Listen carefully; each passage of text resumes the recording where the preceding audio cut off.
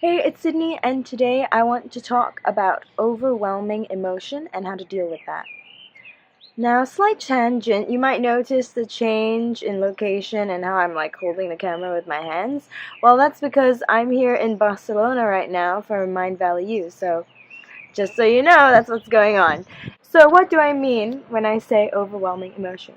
I mean the times when you feel so strongly that even though you know all the right things to do in that situation and you know all the techniques, you just don't feel like doing them. You're too upset, you're too angry, you're too whatever it is to want to bother with doing all the right things that you know you should do, that kind of overwhelming emotion. Now, because this is a point where you don't really feel like doing much of anything technique-wise, I'm going to keep this video talking about principles behind it. One thing is to keep things very simple in terms of the decisions you make. It's a bit windy right now, sorry.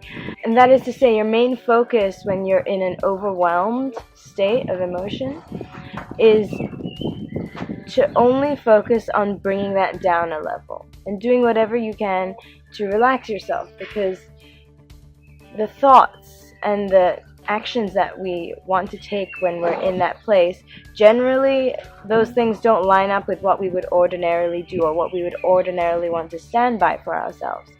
So that's the first thing you want to be focusing on. You don't want to focus on trying to do all the right things. Just focus on getting yourself to a point where you feel like it again, maybe even just a little bit.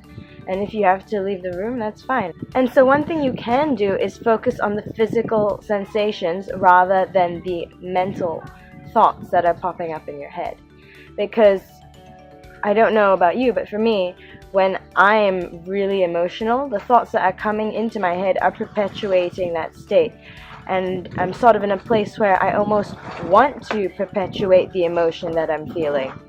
So in order to get out of that positive feedback loop where it's just getting more and more and more and more intense, I'll focus on the physical sensations I'm feeling. Maybe it's tightness in the chest or like a pain in your stomach, something like that. Whatever it is, the physical sensations of the emotion are what I will try and focus on, rather than the thoughts that are coming up while I'm in that emotional state. And another thing I want to say is that if you really, really feel like you need to let out the emotion, and you have, let's say you're angry, and you really, really feel like you need to let that out in some form of action, like you need to do something, then I would say go for it. But in a not controlled way, but in a way where you are consciously releasing your anger or whatever emotion it is, instead of allowing it to build up and up and up and then burst forth unexpectedly in a way that you would not usually behave. Then you can go for a controlled release. I actually did this once when I was really angry. I was like, oh my gosh, I really want to hit something.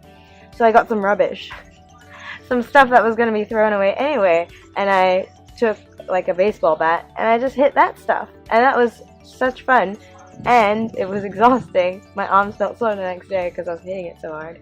And it was great, and no one got hurt. I felt a lot better after that.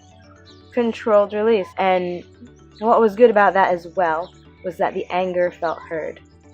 So you can do that rather than try and deny all the actions and emotions that you feel like taking in that state. You can actually listen to that and allow it to take form, take shape in the real world in a controlled way. And I feel that when it comes to these overwhelming emotional states, it's really not about control, but about understanding how that came up in the first place. So instead of feeling like you need to beat down this overwhelming monster, like trying to wrangle the kraken or something, instead what you're doing is actually listening to it and observing it and realizing that you always have a choice, you always have options. And because it's not about control, hopefully you won't feel so limited, like you're having to suppress this part of yourself, because we don't want to reject the emotions that we're feeling, and rather hear them out and observe them and allow the sensations that they create to run through your body, and not judge those and not make them wrong, because they're just all part of our experience as human beings, all part of the wonderful, wonderful thing we call life. And that's all I have to say for how to deal with overwhelming emotions today. I hope you enjoyed this. If you did, please give it a like. If you have something to say, leave a comment. And if you haven't subscribed yet, what are you waiting for? I'll put the various links that might be of interest to you, like the subscribe button and other videos that may be interesting, sort of around. Okay, thank you so much for watching, and I'll see you in my next video. Bye-bye.